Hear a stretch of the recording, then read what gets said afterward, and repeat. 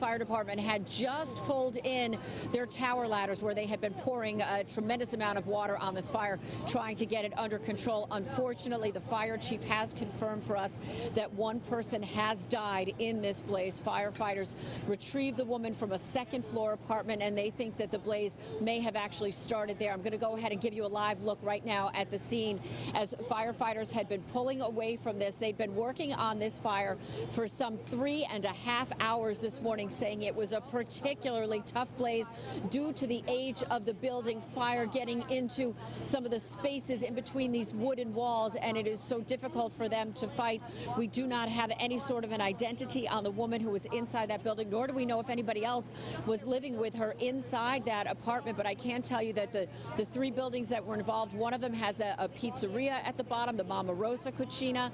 Another was the scene of a tutoring service, a Kumon business that had recently been on the market last month for nearly $800,000. No word on whether or not it had just sold recently, but three buildings in total, mixed usage. Listen in as the fire chief describes what happened. The fire progressed to 4 alarms plus. It involved 3 buildings. Right now we have 1 confirmed fatality. 16 total people have been displaced from the buildings. The age of the buildings are balloon frame construction.